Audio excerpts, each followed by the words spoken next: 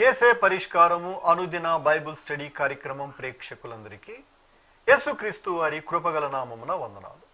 ప్రభువునందు ప్రియ దేవుని బిడ్డలారా, నేటి దినము డాక్టర్ కారుపాటి శ్యామ్ సాగర్ గారి ద్వారా బైబిల్ స్టడీలోని వాక్య ధ్యానమును సమూయేలు 2వ గ్రంథము నుండి ధ్యానం చేసుకుందాం. మీరందరూ సిద్ధపడి ఉంటే డాక్టర్ కారుపాటి శ్యామ్ సాగర్ గారు ప్రార్థన చేసి ఈ దినపు వాక్య పరిచర్య చేస్తారు. ప్రభువునందు ప్రియ దేవుని బిడ్డలారా, ఈ రాత్రి కాలపు వాక్య భాగం కొరకు ప్రార్థన చేద్దాం. తలల వంచండి, ప్రార్థనలో ఏకీభవించండి. మమ్మలను మిక్కిలిగా ప్రేమిస్తున్న మా ప్రియ పరలోకపు తండ్రి, మీ పరిశుద్ధ గణనామమునకు వందనములు స్తోత్రాలు చెల్లిస్తున్నాను.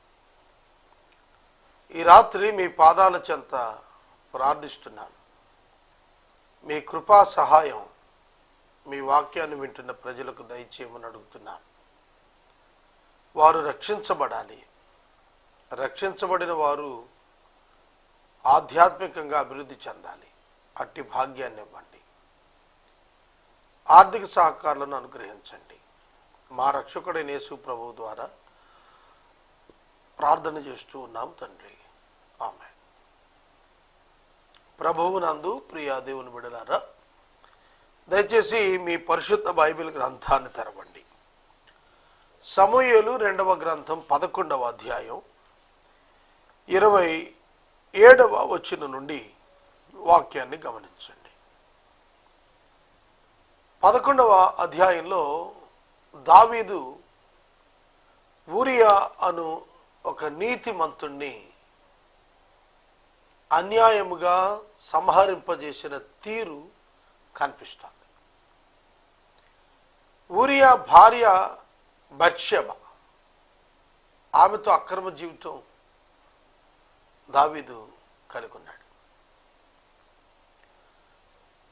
వారి అక్రమ సంబంధం కారణంగా ఆమె గర్భవతి అయింది.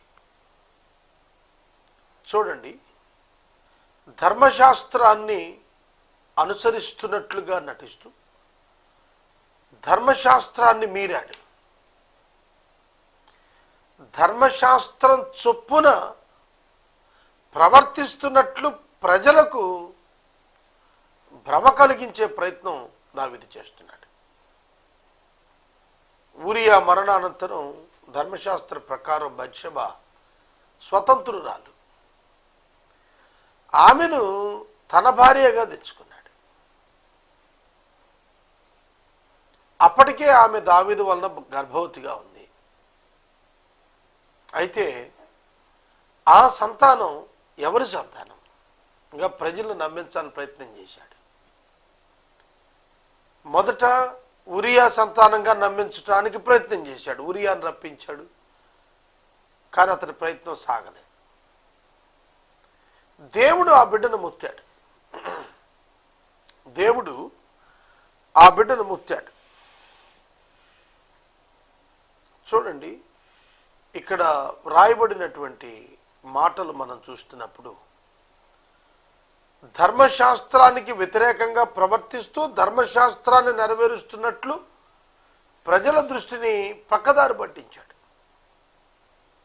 ఇవంతా కూడాను క్రిమినల్ యాటిట్యూడ్తో చేసినటువంటివి.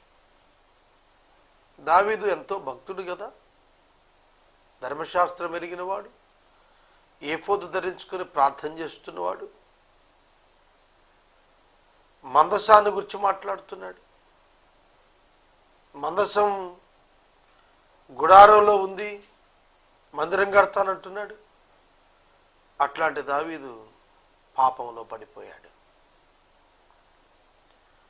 ప్రియ దేవుని బిడ్డలారా, ప్రతి ఒక్కరము ఆధ్యాత్మిక జీవితాలను సంరక్షించుకోవాలి.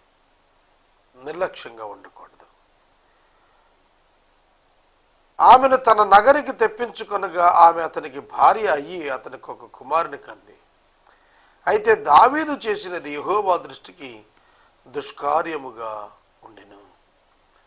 మనుషుల దృష్టికి మంచిగా ఉంది, విధవరాలైనప్పటికీ స్వీకరించాడు అని, ఒక సైనికుడు భార్యను మహారాణిని చేశాడని, ప్రజల దృష్టికి చాలా గొప్పగా ఉంది, కానీ అది దేవుడు దాని యొక్క అంతర్యం ఎరిగిన వాడు కనుక అతని జీవితాన్ని అది అతనికి దుష్కార్యముగా ఎంచాడు.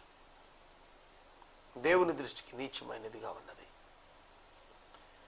ప్రియ సహోదరుడా, సహోదరి, God judges the human attitude according to the human attitude. దేవుడు మానవుని యొక్క ఉద్దేశాలను బట్టి తీర్పు తీరుస్తాడు. క్రియలతో మనం ఇతరులను మోసపుచ్చే ప్రయత్నం చేయొచ్చు, కానీ హృదయంలో ఉంది పాపం అనేది. ఇక 12వ అధ్యాయానికి వద్దాం. దావీదు ఈ విధంగా రహస్యంగా ఈ కార్యాలన్నీ చేసుకున్న తర్వాత 12వ అధ్యాయంలో కావున అనే పదంతో రాస్తున్నాడు. పైవచనం కారణం కావున, పైవచనం పైన అధ్యాయం ఇలా ఉంది. కావున అనేది కంటిన్యూటీని తెలియజేస్తుంది. అలా జరిగింది కనుక ఇలా మీకు తెలియజేస్తున్నానన్నాడు. కావున అనే పదం 11వ అధ్యాయాన్ని ఆధారం చేసుకున్న పదం. యెహోవా నాతానును దావీదునొద్దకు పంపెను. నాతానును దావీదునొద్దకు పంపెను. దేవుడు దావీదు పాపము చేసిన వెంటనే దావీదునకు శిక్ష పంపలేదు, దావీదునకు హెచ్చరిక పంపాడు. దావీదు చేసిన దుష్కార్యం దేవుడు ఎరిగి ఉన్నాడని, దేవుడు అతనిని తప్పక ప్రశ్నిస్తాడని, తాను దేవునికి అకౌంటబుల్గా ఉండాలని గుర్తెరిగేటట్లు ఒక హెచ్చరిక చేస్తున్నాడు. నాతానును దావీదునొద్దకు దేవుడు పంపాడు. నాతాను ఎవరు? నాతాను ప్రవక్త, దేవుని పక్షంగా ప్రజలతో మాట్లాడినవాడు. దావీదుతో మాట్లాడటానికి వచ్చాడు. అతడు అన్నాడు, ఒకానొక పట్టణమున ఇద్దరు మనుషులు ఉన్నారు. ఒక కథ రూపంలో చెబుతున్నాడు, ఒక ఉపమాన రూపంలో చెబుతున్నాడు. ఎలా చెప్పినా దావీదుకి అర్థమవుతుంది. అది అక్కడ మనం ఆలోచించాల్సింది. ఇద్దరు మనుషులు ఉన్నారు, ఒకడు ఐశ్వర్యవంతుడు, ఒకడు దరిద్రుడు. ఐశ్వర్యవంతునికి విస్తారమైన గొర్రెలున్నాయి, గొడ్లున్నాయి. అయితే ఆ దరిద్రునికి తాను కొనుక్కున్న ఒక చిన్న ఆడగొర్రె పిల్ల తప్ప మరేమీ లేదు. ఆడు ఫీమేల్ ఆడు గొర్రె పిల్ల తప్ప ఏమి లేదు. వాడు దాన్ని పెంచుకుంటున్నాడు. అది వాని యొద్ద వాని బిడ్డల యొద్ద ఉండి పెరిగి వాని చేతి ముద్దలు తింటూ వాని గిన్నెలో తాగుతూ వాని కవిగిట పండుకొనొచ్చు వానికి కుమార్తె వలె ఉండెను. ఈ పదజాలమే అర్థమైపోయింది. దావీదు సాధారణమైన వాడు కాదండి.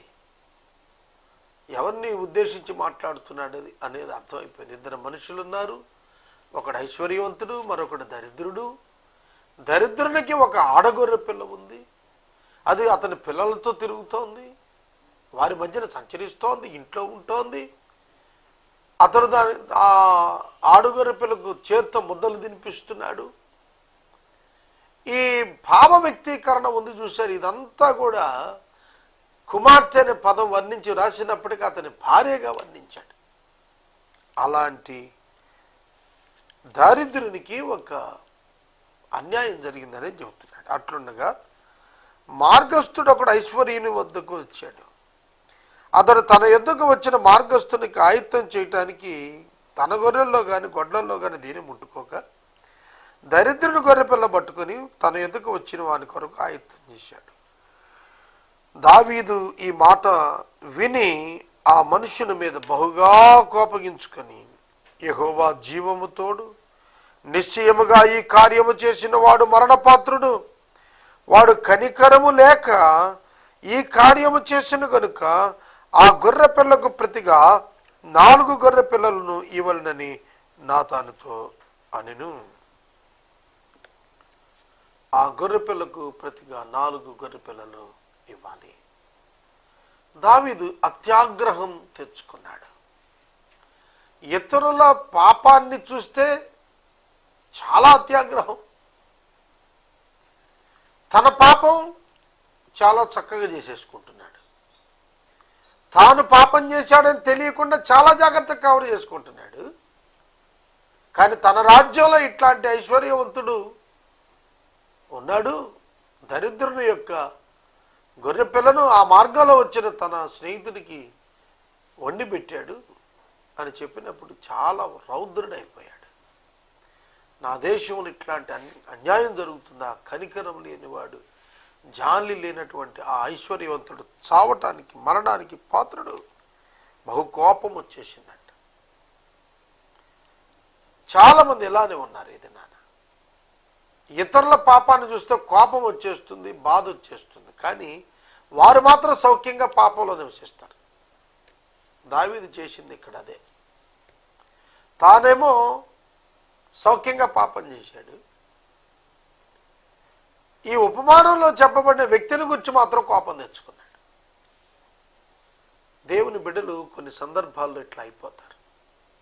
దేవుని బిడ్డలు కొన్ని సందర్భాల్లో ఈ విధంగా ప్రవర్తిస్తుంటారు. తమ అంతరంగాన్ని పరిశీలించుకోకుండా ఇతరుల అంతరంగం పట్ల వేదన చెందుతున్నట్లుగా కనిపిస్తారు. దావీదు కూడా అట్లా అన్నాడు, ఈ కార్యము చేసిన వాడు మరణపాత్రుడు. నేను గత 2 దినాల్లో చెప్పాను, దావీదు మరణానికి పాత్రుడు. ఎందుకంటే పొరుగు వాని భార్యను కూడినాడు, గర్భవతిని చేశాడు.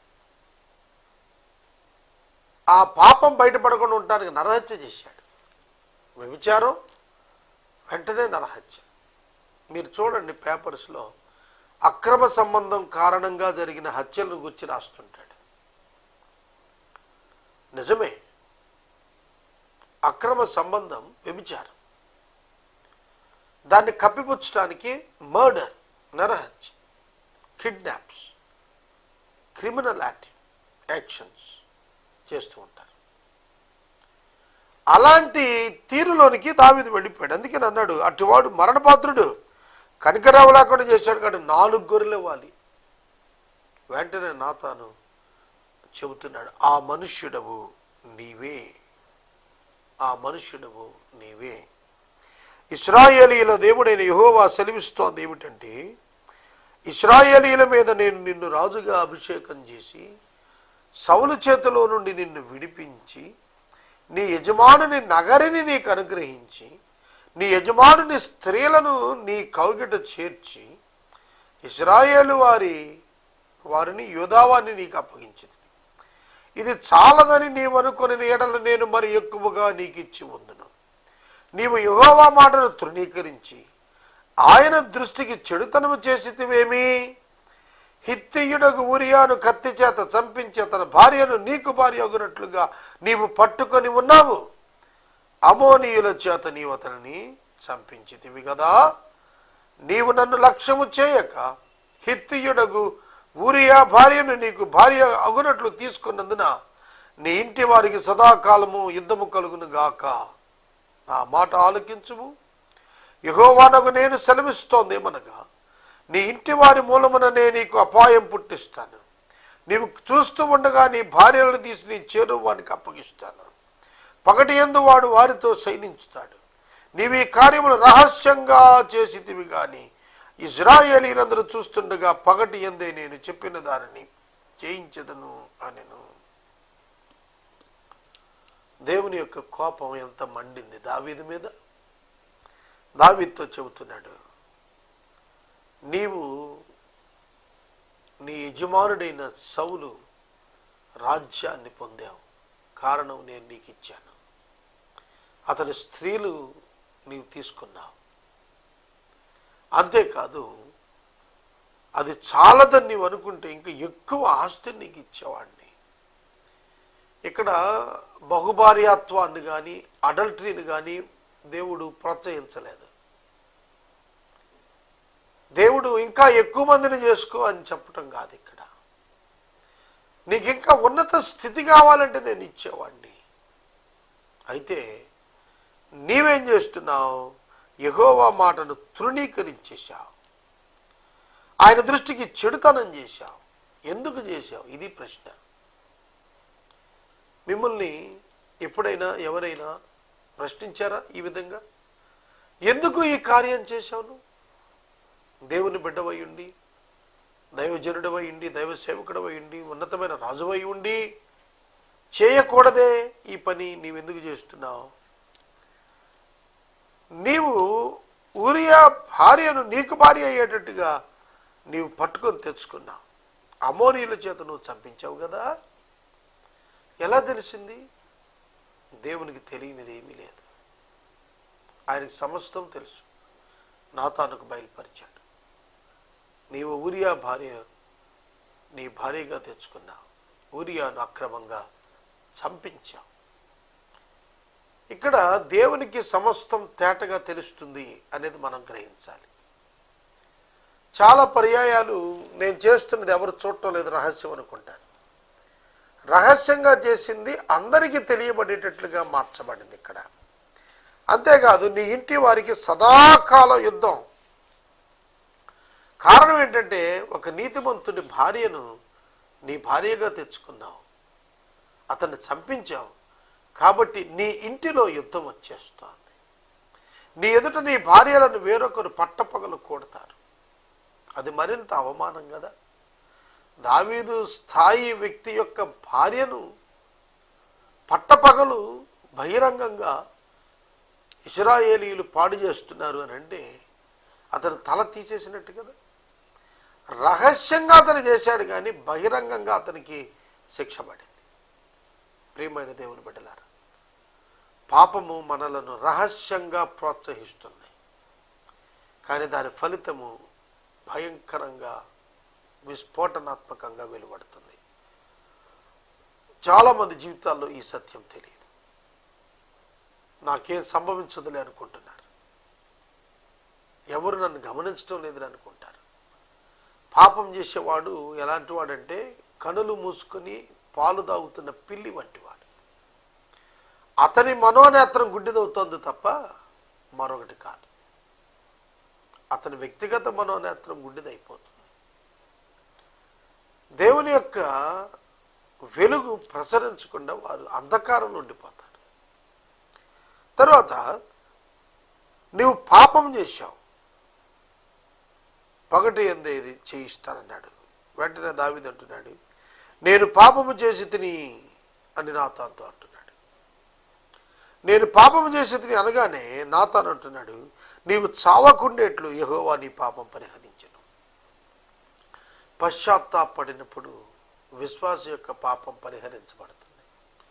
అవిశ్వాసి క్రీస్తునందు విశ్వాసం ద్వారా పరిశుద్ధుడవుతాడు. విశ్వాసి పతనమైనప్పుడు పశ్చాత్తాపడటం వల్ల తిరిగి ఈ రిలేషన్షిప్లో ఆ ఫెలోషిప్లో రెస్టోర్ అవుతాడు. రిలేషన్షిప్ పర్మనెంట్, ఫెలోషిప్లో రెస్టరేషన్ వస్తుంది. మళ్ళా అంటే సహవాస పునరుద్ధీకరణ జరుగుతుంది విశ్వాసి పాపక్షమాపణ కోరినప్పుడు. ప్రియమైన దేవుని బిడ్డలారా, దావీదు పశ్చాత్తాపడుతున్నాడు. అయ్యో నేను ఘోరమైన పాపం చేశాను. తర్వాత అయితే ఈ కార్యము వలన యెహోవాను దూషించుటకు, అండర్లైన్ చేసుకోండి, యెహోవాను దూషించుటకు ఆయన శత్రువులకు హేతువు కలుగజేశావు గనుక నీకు పుట్టిన బిడ్డ నిశ్చయంగా చస్తుందని దావీదుతో చెప్పి తన ఇంటికి వెళ్ళిపోయాడు నాతాను. దావీదుకు చెబుతున్నాడు, నీవు దేవుని దృష్టికి ఘోరమైన పాపం చేసావు. ఎందుకంటే ప్రజలు ఆయనను దూషించడానికి ఒక అవకాశం వారికి కలుగజేశావు.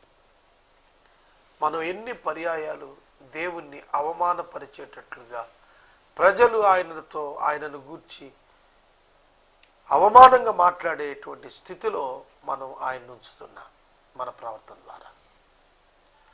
దావీదంతటి వాడే ఈ విధంగా చేస్తే దావీదు యొక్క దేవునికి ఎంత అప్రదిష్ట. యెహోవాను దూషించటానికి ఆయన శత్రువులకు నీవు గొప్ప కారణం కలుగు చేసావు కాబట్టి నీకు పుట్టిన బిడ్డ నిశ్చయంగా చనిపోతాడు చెప్పేశాడు. నాతాను తన ఇంటికి వెళ్ళిపోయాడు. నాతానుకు భయం లేదు. దావీదుతో మాట్లాడుతున్నానే, దావీదు చంపేస్తాడేమో ఆ భయం నాతానుకు లేదు. ఎందుకంటే నాతాను డెడికేటెడ్ ప్రొఫెట్, చాలా చక్కటి నమ్మకమైనటువంటి ప్రవక్త. తన ప్రాణాన్ని గురించిన ఆలోచన అతనికి లేదు, కానీ దేవుని మాట యొక్క భావాన్ని వ్యక్తీకరించాల్సిన బాధ్యత ఉన్నదిగా భావించేవాడు.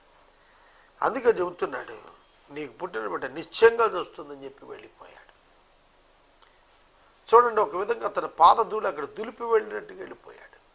ఈ రాత్రి వాక్యం వింటున్న సహోదరుడా, సహోదరి, నాతాను వలె మనం హెచ్చరిక చేసేవారికి ఉంటున్నామా? పాపములో నివసిస్తున్న వారికి దేవుని యొక్క వాక్యపు వెలుగును అందించే వారికి ఉంటున్నామా?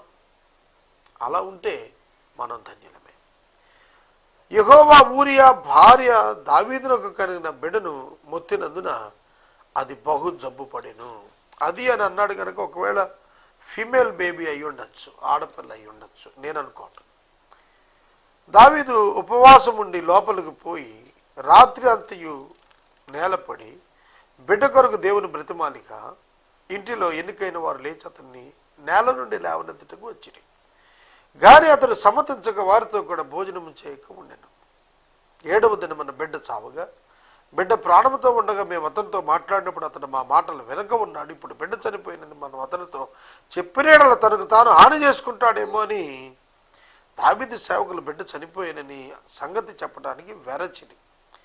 అయితే దావీదు తన సేవకులు గుసగుసలాడుట చూచి బిడ్డ చనిపోయినని సంగతి గ్రహించి బిడ్డ చనిపోయినా అని తన సేవకులను అడుగగా వారు చనిపోయినని. అప్పుడు దావీదు నేల నుండి లేచి స్నానం చేసి తైలం పూసుకుని వేరు వస్త్రాలు ధరించి యెహోవా మందిరంలో ప్రవేశించి మ్రొక్కి తన ఇంటికి తిరిగి వచ్చి భోజనం తమనగా వారు వడ్డించిరి. అప్పుడు అతడు భోజనము చేశాను. దేవుని ఉగ్రత కారణంగా దేవుడు ఆ బిడ్డను ముత్తాడు. ఆ బిడ్డ జబ్బుతో చనిపోయింది. అక్రమ జీవితంలో, వివాహ క్రమంలో జతపరచబడిన స్థితిలో వారు ఆ బిడ్డను పొందారు. గర్భాన ఆ బిడ్డ అలా పడింది. కాబట్టి ఆ బిడ్డను దేవుడు ముత్తాడు, చనిపోయింది. చనిపోయే ముందు జబ్బు పడింది. జబ్బు పడినప్పుడు దావీదు విజ్ఞాపన చేశాడు, దేవా ఆ బిడ్డను బతికించని విజ్ఞాపన చేశాడు. దేవుడు ఆ విజ్ఞాపనకు జవాబు ఇవ్వలేదు. ఒక నిర్ణయం దేవుడు చేసుకున్నాక మనుషులు ప్రార్థన చేస్తే మార్చేసేయాడు. అది జరిగేది కాదు, అది అసంభవం. కనుక ఆ విధంగా భోజనం చేయమని చెప్పి బతిలాడుతుంటే దావీదు భోజనం చేయకుండా ప్రార్థన చేస్తున్నాడు కన్నీటితో. ఈ లోపల బిడ్డ చనిపోయింది. చనిపోయిన విషయం చెబితే తనకు తానేమైనా హాని చేసుకుంటాడేమో, సూయిసైడ్ చేసుకుంటాడో, ఏం చేసుకుంటాడని భయంతో చెప్పటం ఎట్లా అని ఆలోచన చేస్తున్నారు చుట్టుపక్కల వారు. వారు గుసగుసలాట విని దావీదు గ్రహించాడు. ఆ బిడ్డ చనిపోయిందా అని అడిగాడు. చనిపోయిందని చెప్పారు. వెంటనే అతను లేచి వెళ్ళి స్నానం చేసి వచ్చి భోజనం పెట్టమన్నాడు. ఆమె బతికున్నప్పుడు భోజనం అడిగితే చేయమని అడగగా దావీదు చేయను అన్నాడు. ఆ బిడ్డ చనిపోతే ఏమైనా చేసుకుంటాడేమని ప్రజలు భయపడ్డారు. కానీ దావీదుకు ఒక నిరీక్షణ ఉంది. ఆయన గొప్ప విశ్వాసి. అందుకే అతను చెప్పాడు.